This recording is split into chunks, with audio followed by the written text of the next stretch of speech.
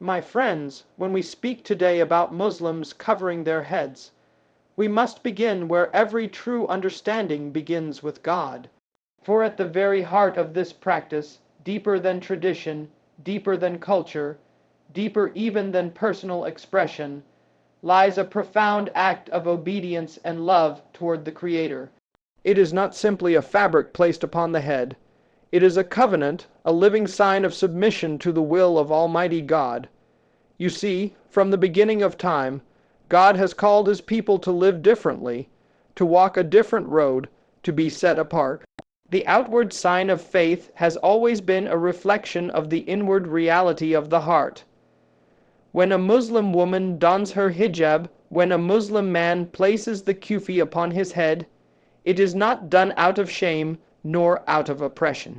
It is not something they do to earn the favor of men. No, my friends, it is something they do for God.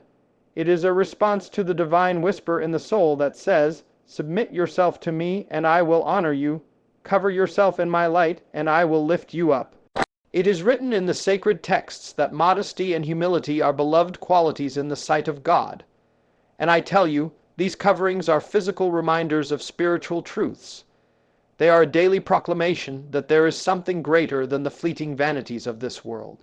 In an age where image is worshipped, where beauty is sold like a commodity, the simple act of covering becomes a silent sermon, a living testimony that says, "My worth is not measured by the eyes of men, but by the eyes of God."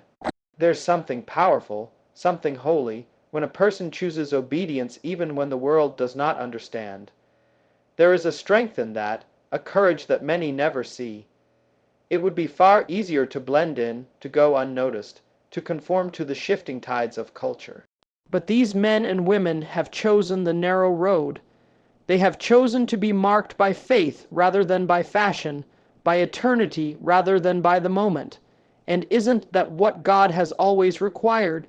From Abraham, who left everything familiar, to Mary, who accepted a calling that placed her under the judgment of others, to the prophets who wore the sackcloth of humility rather than the robes of King God's people, have always been called to a higher standard. They have always been asked to walk a path that is misunderstood, sometimes mocked, but gloriously rewarded in the eyes of heaven. When a Muslim woman ties her scarf or a man crowns his head with a cap, it is as if they are wrapping themselves not just in cloth, but in commitment. They are clothing themselves with remembrance. With every careful tuck, with every knot and fold, they are saying once again, "God, you are first. Your will is my will. Your way is my way." Now I know, to the outside world, it might look like a small thing. Just a piece of cloth, just a tradition, but oh, my friends, in the kingdom of God, it is the small acts done in great faith that move mountains. It is the humble heart, the willing spirit, the obedient soul that brings a smile to the face of God. And when they cover, it is not a denial of who they are, it is an embrace of their true identity as servants of the Most High. It is a freedom, not a bondage, a freedom from the chains of public approval, from the burden of trying to please every shifting opinion. It is a declaration that says, "I belong to God, and that is enough for me." We live in a time when faithfulness is rare and courage even rarer. But every head bowed in reverence, every covered soul walking through the streets, stands as a quiet but mighty rebuke to the noise and pride of the world. They remind all of us that faith is not meant to be hidden behind closed doors. It is meant to be lived, to be worn, to be seen, not for the applause of man, but for the glory of God alone. And if you listen closely, if you look with the eyes of your heart, you will see that this act so simple, so profound is not merely about cloth and covering. It is about devotion. It is about surrender. It is about loving God more than loving the praise of men. It is about remembering in every step and in every breath that we were made for Him, and that all we do, even the way we dress and present ourselves, is a reflection of the worship we carry within. And so today, when you see a Muslim brother or sister covering their head, do not see mere cloth. See courage, see love, See a heart bowed before the throne of God. See a life that says, louder than any words could, "Not my will, but yours be done." Now, when we continue to look deeper, my friends, we must recognize something even more beautiful, even more powerful about this practice of covering the head. It is a symbol, a living, breathing symbol of modesty and inner dignity. And I want you to understand this. It's not about hiding beauty, it's about revealing a greater beauty, a beauty that cannot be touched by time or diminished by human eyes. It is about guarding the sacred, protecting the precious, and declaring to the world that worth is not found in appearances, but in the soul. In our world today, image is everything. We are told from every billboard, every television screen, every magazine cover that our value is tied to how we look, how youthful we appear, how closely we match some shifting, impossible standard of perfection.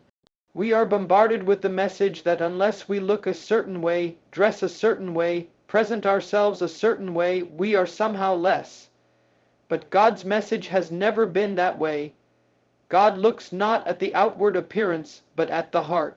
When a Muslim woman covers her head when she chooses modesty, she is standing up against the roaring tide of vanity and pride. She is saying, "My worth is not for sale. My dignity is not up for debate. I am more than what your eyes can see." That, my friends, takes strength. That takes a mighty courage, a bravery rooted not in pride but in profound humility. It is a statement, loud and clear, that her identity is anchored in something eternal, not something as fleeting as fashion. You see, modesty is not about oppression, it is about liberation. It is not about erasing individuality. It is about proclaiming that the truest parts of a person are not on the surface, but deep within. It is a call back to a sacred understanding that the body is a trust, a gift from God, and it must be treated with honor and respect. Covering the head becomes not a burden but a shield from the relentless judgment of a world obsessed with appearances, a world that far too often judges the soul by the shape of the face or the cut of the cloth. And oh, how easily the world forgets. How easily it forgets that true beauty, lasting beauty, is the kind that cannot be photographed, cannot be touched by makeup or fashion, cannot be bought or sold. True beauty, the kind that shines like a lighthouse in the darkest night, is the beauty of a pure heart, a kind spirit, a life lived for something greater than self. This is what the covering represents. It is not just fabric on the head, it is a banner lifted high, a silent anthem that proclaims the holiness of modesty and the worth of the soul. It says to every passerby, "There is more to me than what you can see. I am a creation of God, and I will be treated as such." And in a world that constantly pressures individuals, especially women, to reveal more, to give more of themselves away for the approval of the crowd, the decision to cover is a profound act of self-respect. It is a shield against exploitation. It is a refuge against the storms of superficial judgment. It is a way of saying, "I choose to be known for my mind, for my heart, for my faith, not for the shape of my body or the style of my hair." And let me tell you, friends, that when someone walks in modesty, it does something to the soul. It recenters the heart. It reminds them daily that they are more than enough in the eyes of God, without having to chase after the shifting winds of human approval. Every morning, when a scarf is tied, when a cap is placed upon the head, it is a recommitment to live not for the applause of the world, but for the quiet approval of heaven. You see, modesty is not a cage, it is a crown. It is not a loss of freedom. It is the truest kind of freedom, the freedom to be who God created you to be without compromise, without distortion, without shame. It is a daily declaration that says, "I belong to something greater. My value was determined by my Creator, not by a fashion editor or a television producer or a stranger on the street." And if we are willing to listen, if we are willing to open our hearts, we will see that the act of covering the head teaches us all a lesson we desperately need today, that real dignity is never displayed through excess, but through restraint. that the human soul shines brightest when it is clothed in humility, that the most precious treasures are always the ones most carefully guarded. So when you see a covered head walking down the street, when you notice that modest garment fluttering in the breeze, do not see restriction. See a mighty declaration of dignity. See a heart that knows its worth, a spirit that refuses to bow to the shallow standards of the world. See a soul that has chosen to walk in quiet nobility, trusting that the God who sees all will honor what the world cannot understand. There's something else we must understand, something that strikes right at the heart of this world we live in today. Covering the head, wearing that scarf or that cap, is not just about personal devotion or inner dignity. It is also a shield, a mighty shield against the relentless pressures and demands of a society that has lost its way. It is an act of standing firm when everything around you tries to pull you in the opposite direction. We live in a world that never stops shouting, a world that measures a person's value by how well they can conform to its ever-changing standards. It tells you to dress a certain way, to speak a certain way, to behave a certain way, to sell yourself cheap so that you can win approval that will vanish like smoke. It praises boldness, but only the kind of boldness that fits into its broken mold. And when you don't fit, when you dare to walk another path, the world turns its back on you, or worse, it mocks you. That's why, when a Muslim woman lifts that scarf over her head, when a man carefully places his cap, it's more than a simple act. It's a defiance against a world that says you must be something you are not in order to be loved. It's a declaration that says, I will not be shaped by the hands of men. I will be shaped by the will of God. You see, the pressure to conform is real. It's everywhere. It's subtle and it's strong. From the time a child is small, they are taught that their worth depends on fitting in with the trends, fitting in with the crowd, fitting in with the ways of the world. And many chase it all their lives, chasing approval that never satisfies, trying to fill a hole that only God can fill. But those who cover, those who stand firm in their modesty, they have found a better way. They have put up a shield against the lies. They have said, my identity is not up for sale. My soul is not up for negotiation. I know who I am because I know whose I am. And that shield, my friends, is worth more than all the treasures of this earth. It is not easy. Don't think for a moment it's easy. To stand against the crowd is to walk a lonely road sometimes. It means facing misunderstanding, facing judgment, even facing hatred. It means carrying the burden of being different, of being set apart. But I tell you today it is worth it. Every moment of being misunderstood, every sideways glance, every cruel word is worth it when you are standing in the truth of who God has called you to be. And isn't that what faith has always been about? From the days of Noah building an ark while the world laughed at him, to the days of Moses standing before Pharaoh, to the days of the early believers who refused to bow to Caesar faith, has always required a shield. It has always required standing firm when the world tried to bend you. It has always required the strength to say, I will obey God rather than men. The head covering becomes part of that shield. It becomes a physical reminder. Every time a breeze catches the fabric, or every time a glance falls upon them, that they are living for something higher.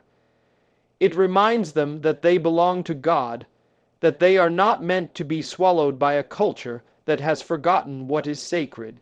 And how desperately we need that reminder today. We live in a time where everything is exposed, everything is commercialized, everything is turned into something to be consumed and discarded. The sacred has been trampled underfoot. But when someone chooses to cover, when someone chooses modesty and humility in the face of a world that glorifies pride and vanity, it is a shining light in the darkness. It is a bold proclamation that says, not everything holy can be bought. Not every soul will be sold. My friends, We must not underestimate the strength it takes to resist the pressure to conform. It is no small thing. It is no casual decision. It is the fruit of a heart that has been rooted deeply in faith, watered by the Word of God, strengthened by prayer, and upheld by hope in eternal things. Every covered head is a soldier standing at attention in a battlefield of the soul. Every modest soul is a testimony that the world does not have the final say over who we are. The pressure may roar like a mighty river, but those who stand firm, those who raise their shields, are anchored in the rock that cannot be moved. And when you see them, when you see the quiet strength they carry, let it remind you of the call on your own life. Let it remind you that you too are called to be different, to be set apart, to live not for the approval of men, but for the glory of the one who made you. Because in the end, it is far better to be faithful and forgotten by the world than famous and forgotten by God. As we move even deeper into understanding this beautiful practice, my friends, we must see it not just as an act of individual devotion or a shield against the world's demands. We must see it as a living link, a connection that stretches backward through the generations, tying each soul to a history, a tradition, and an identity much greater than themselves. You see, the covering of the head is not something new. It is not a strange, isolated practice pulled out of thin air. No, it is part of a long, sacred story, a story that winds through the pages of history like a golden thread, binding the faithful of every age together. It was there in the ancient deserts where prophets walked, where women of faith adorned themselves with dignity and humility. It was there in the early churches, where covering the head was a sign of reverence and respect for the order God had set. And it is still here today, a faithful echo of a call that has never been silenced. When a Muslim woman places that scarf on her head, when a man adjusts his cap before stepping outside, they are not just stepping into a personal choice. They are stepping into a sacred legacy. They are walking in the footsteps of the righteous who came before them, carrying the banner of faith high above the noise of every passing generation. And there's something powerful about knowing you belong to a story that began long before you were born. Something humbling about recognizing that you are part of a tapestry woven by the hands of God Himself. The world today tells us to be rootless, to live only for the moment, to cut ourselves off from the past, as if history has no wisdom to offer us. But faith tells a different story. Faith reminds us that the God who spoke to Abraham, the God who guided Moses, the God who blessed Mary, is the same God who watches over us today. And every time a faithful soul chooses to cover themselves, they are answering the same call that those before them answered with trembling hearts and willing spirits. The covering is a reminder that we are not inventing something new with every breath we take. We are inheriting something precious. We are stewards of a treasure that has been handed down through the centuries, from hand to hand, from heart to heart. It is not an old relic to be discarded because the times have changed. It is a living flame to be carried, burning brightly even when the winds of change howl all around us. In a world that worships the new, that forgets yesterday as quickly as it races toward tomorrow, this rootedness is a gift beyond measure. It reminds the soul who it is. It reminds the soul where it belongs. It binds the believer to a spiritual family that spans every language, every land, every time. And oh, how the heart needs that today. How desperately the human spirit cries out for something lasting, something real, something deeper than the shallow tides of popular opinion. When a Muslim covers their head, they are choosing to say, I know where I come from. I know whose footsteps I walk in. I know that my life is not just about me, but about carrying forward the honor and dignity of those who came before. They are choosing to live for something larger than their own reflection, larger than their own ambitions, larger than the fleeting moments of pleasure and pride this world has to offer. And isn't that what every soul truly longs for? To belong to something greater, to be part of a cause that matters, to know that their life is woven into a story that began before them and will continue long after them. This tradition is not heavy chains. It is wings, wings that lift the spirit higher, wings that remind the believer that they are never alone. They are part of a family of faith that stretches back to the first breath God breathed into man, a family that has faced hardship and ridicule, that has endured storms and fire, but has never been destroyed, a family that has found its strength not in compromise but in faithfulness. Every piece of fabric, every knot tied with trembling fingers, every head bowed in reverence, is a testimony that says, "We remember, we have not forgotten, we still believe." It is a silent prayer that stretches beyond the individual, touching the great cloud of witnesses who have gone before, and inspiring those yet to come. In choosing to cover, the believer affirms with their very life that they will not let the river of history end with them. They will not be the broken link. They will hold fast to the chain of faith and pass it on, strong and unbroken, to those who will follow. And in doing so, they do more than honor the past, they light the way for the future. Now, as we come closer to the heart of this truth, we must see something even greater. Covering the head is not just about personal devotion, not just about shielding from a broken world, not just about honoring a sacred legacy. It is ultimately about living in obedience to God Himself. It is about answering a higher call, a call that is not swayed by opinion polls or popular culture, but rooted in the eternal word that does not change. The command to cover is not a suggestion, not a cultural artifact, not a relic of the past. It is an act of submission, a word our world has tried to twist and tarnish, but a word that, in the kingdom of God, is full of beauty and power. Submission to God is not weakness. It is not blind obedience to some harsh rule. It is the conscious, joyful choice to lay down our pride and our stubbornness and say, "Not my will, but yours be done." And oh, how hard that is for the human heart. Ever since the garden, we have struggled with this. Ever since the serpent whispered those first lies, humanity has wrestled with the question of whether God's way is truly best. We have been tempted to believe that freedom means doing whatever we want, whenever we want, without limit and without care. But real freedom, the kind that brings life and peace, only comes when we surrender our will to God's. When a woman covers her head in obedience, when a man honors the traditions of modesty and humility, they are making a bold, clear statement that God's command matters more than the world's opinion. That His ways are higher, His wisdom is better, and His promises are sure. They are choosing the narrow road, the road less traveled, the road that leads to life. And make no mistake, obedience always costs something. It costs comfort, it costs approval, it costs ease. The world will never applaud the one who chooses to live by God's standards. It will always call them foolish, outdated, oppressed. But heaven sees differently. Heaven sees the quiet strength it takes to bow before an unseen king. Heaven sees the beauty in a heart that says, "Even when I don't fully understand, even when the world calls me strange, I will trust you, Lord." You see, every piece of fabric, every modest step, every choice to remain faithful in a faithless time, is like a small stone laid on the path that leads home.